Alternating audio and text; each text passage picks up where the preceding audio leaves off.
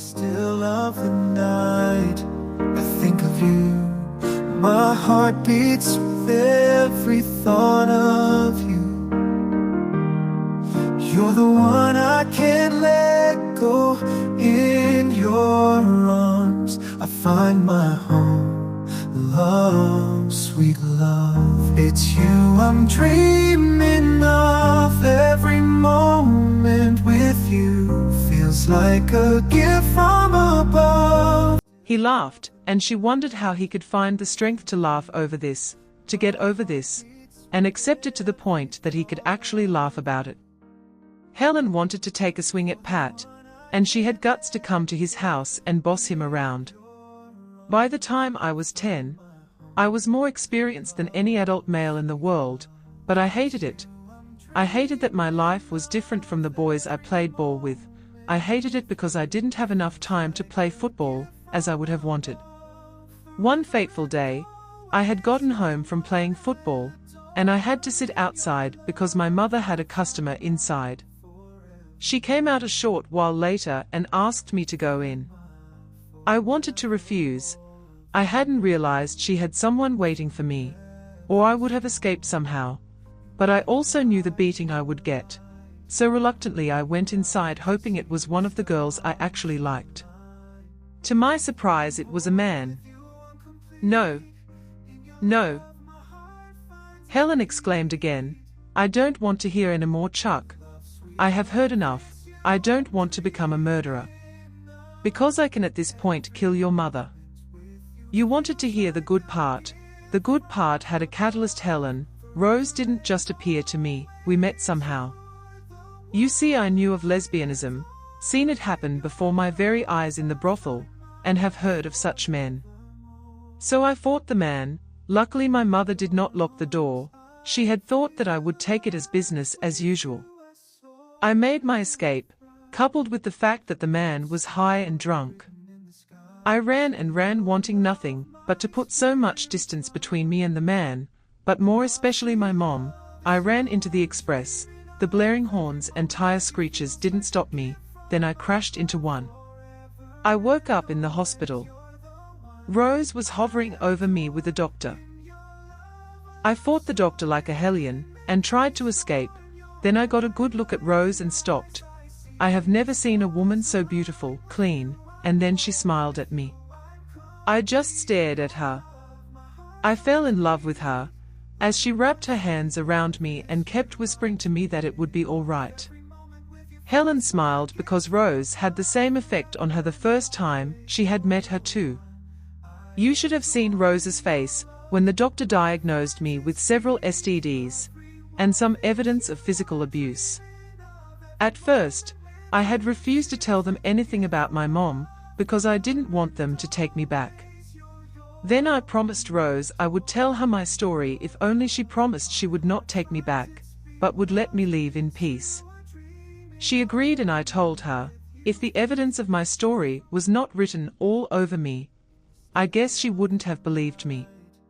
She took me home and I met Uche, Eva, George and Stanley for the first time. Rose introduced me as a friend. I stared at them because they spoke and acted differently from other children I knew. I couldn't play with them because I couldn't relate with them. My speech was filled with so much vulgar expressions, and I knew only how to act like a thug. Uche's father at first would have none of it, wanted me out of his house before I corrupt or harm his children. He laughed. Helen laughed too. I don't blame him. I did much more than that. I hated him and said I was going to take his wife from him and marry her instead. I was so infatuated with Rose, and she loved me back, and refused to listen to her husband. I followed her everywhere she went in the house. And I was so afraid that one day she would listen to her husband, and take me to a home for boys like he suggested. So one day I entered her room and tried to express my gratitude the only way I knew how. No thanks to my mother. No, you didn't. Helen closed her mouth in shock. Chuck chuckled. You should have seen the bewildering look on her face. And I had never felt more ashamed of what I had become, so I ran away even as she called me back. I ran out of the house. she found me sitting at a corner of the road, crying and wondering what my next move would be. She found me and drove me to this eatery. My first time of being in a fast food. She got me my first ice cream and gave me my first sex lecture. She told me it was coming too early, made me understand the life I was exposed to was wrong. Since I already knew more than kids my age, it needed to be done. She said I could be rehabilitated, told me of the tedious journey of rehabilitation that lay ahead of me. And then she asked if I would love to be her child. In tears I said yes. She took me back to my mother for the first time since she found me, after promising that she would never let me return to that life. She said my mom needed help too and she could help her, but my mom told her she could have me if she wanted, and asked for 50,000 naira. She didn't want anything to do with all the positive changes that Rose suggested would be good for her, which would eventually help her start a new life. All she wanted was 50,000 naira. Rose drew up the papers with her lawyer, and my mom signed and sold me. Just like that. Best decision she ever made. Unknown to us then, she was already pregnant with Collins and wanted to relocate, so she needed the money. He must have seen the questions in her eyes at the mention of Collins. Collins's story is not mine to tell, he said, and got his feet. I was not the easiest child of the Okohas. I was streetwise and street smart. I was damaged when Rose found and took me in, and convinced her family to trust her. I didn't make it easy for her or for any of them. Most of the psychologists gave up on me. They only called the male ones at some point, because I would try to seduce the female ones, he laughed. I won my new siblings over because I would beat up anybody who tried so much as to threaten them at school. Then one day, my new father took me in hand, took me on a tour of a psychiatric home, and told me that I was his child and he would never send me away. But if I didn't change, he would send me to a psychiatric home. I believed him because he looked fierce enough to do so, and Rose agreed with him. So I began to change because I couldn't imagine myself living with mad people. The rest is history, like they say. You have a sister too. Afraid so, he answered and proceeded to tell her the little he knew. I have been wondering why she's in your house, and why you would allow that when obviously you want her to leave. She has the upper hand and she knows it, but not for long. She doesn't know. I am sure you will find your sister soon. She smiled at him and stood up to hold him. It's late, he observed. I am hungry, she smiled, afraid my last meal was this morning. Let's go raid the fridge then and go to bed. Thank you for telling me. He led her back to the house. It's not my favorite story to tell, but I care about you, Helen, and I find myself wanting this to last. She smiled, me too. And they came together in a kiss so pure and intense that not even the roaring sound of uncertainty they both shared, or that of the sea, could disrupt. Chuck jerked awake, sure that something had woken him. He ran his hand through his hair, trying to clear the fogginess of sleep. And it came again, the scream. It only took a second for him to realize that it was Helen screaming. The next instant he was up and running to the door leading to her room. He threw the door open and saw her alone, not being abducted like he had thought, but she was writhing on the bed in a grip of a nightmare, the bedsheet tangled all over her body. He quickly went to her, even though the air condition was in full blast. She was hot and covered in sweat, and shivering from the depth of the nightmare. Helen, wake up. It's a dream. She jerked awake. Chuck, she breathed. He could hear the relief in her voice. I am here, he hugged her to his body. I am sorry I woke you up. Don't be sorry. I am only too happy to be here when you need me. She let out her breath slowly. Ever since I lost my memories, I have been having these recurring nightmares. Then I should be sleeping beside you. I want you so much, Chuck, so if you sleep beside me, we both know what would happen. Maybe it's time we let it happen. Then I wake up the next morning and remember, I have a husband and 4 children. Let's say you do, he said and withdrew a bit from her to look into her eyes. Would you go back to the stranger your husband would have become, and ignore how we feel about each other? She heaved a sigh. She couldn't ignore the intensity of his gaze. It was as if his green eyes could penetrate her soul. She couldn't look away, she couldn't lie either. She had never deeply considered what would happen if she really had a husband and children somewhere. Could she leave him for a man she no longer would know? Could she leave her children for the promise of a new love, untried, untested? She wrenched her eyes from him with all her willpower and sat up. Truth is, you are right, Chuck, looking at him again and drowning in his magical eyes. I have not truly considered the magnitude of this whole thing. I don't think I could easily say goodbye to you, neither would I easily say goodbye to a family I must have loved so much and only forgot, to children who have longed for and mourned their mother.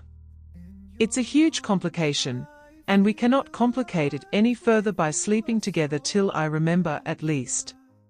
She chanced to look at him, but he was staring at her with nothing but tenderness. I understand. She threw her hands around him. But if you are going to be throwing yourself at me in nothing, but only a shift of silk and lace, I might not be very understanding. Her eyes widened in shock as she tried to move away from him, but he caught her hands and drew her back to him. And he laughed. The look in your eyes. She smiled, realizing he was joking. And he kissed her. She melted against him. She could think of all the right reason why making love to him was wrong. But here, in his arms, being held tight and kissed, all her reasons didn't make sense anymore.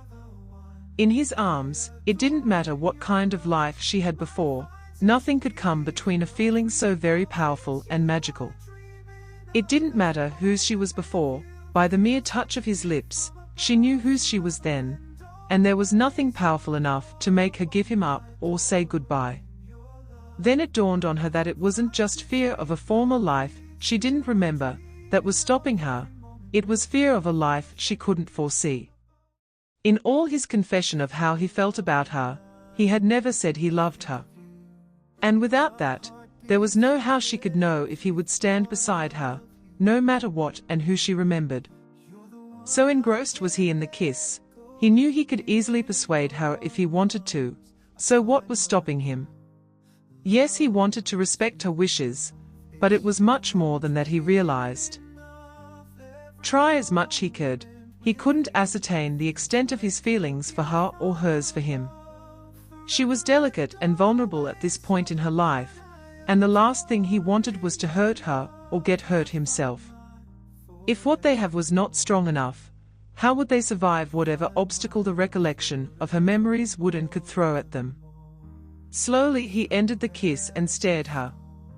We will take this one step at a time, he told her, as he caressed her swollen lips, swollen from the intensity of his kiss, and he felt a kind of ownership he never used to feel before with other women. She stared at him with her huge brown eyes filled with nothing but curiosity and something so deep that he could not fathom. First you remember, then every other thing we want and dream about would follow. He helped her lay back on the bed and laid beside her. Trust me, babe. I have never felt this way before. It is too soon and too sudden, I fear, because I don't want to hurt you. Maybe waiting to be sure is not a bad idea. He switched off light and wrapped his hands around her. If she was with her senses, she would have been alarmed that he seemed to be making himself comfortable beside her, but Helen's senses were filled with the essence of the man beside her, that she couldn't breathe, or think of nothing, but the sweet pressure of his arms around her, his firm and hard body behind her. Go to sleep, he said. And you, she managed to say, what will you do? Helen, she said to herself, get a grip and ask him what he is doing, for crying out loud, but her resolve, her good intentions, and her willpower were slippery and there was nowhere to grip. Me, I am going to start building that trust between us by letting you trust that I respect you and your decisions. Helen heaved a sigh, thinking that it would be a long night, wondering how she was supposed to get any sleep at all when all she wanted to do was to turn around and kiss him till forever came. But to her surprise, his natural cologne, his soft breath, and the aura of the man behind her lured her to the most restful sleep she had ever had since she woke up without her memories. Helen woke up the next morning and stretched languidly, expecting the feel of the familiar hard body. But what she met was an emptiness. She opened her eyes and saw him entering the room dressed. He smiled at her, and her heart literally stopped. "Hey," he greeted. She wondered with bewilderment in her eyes when her dreams became her reality.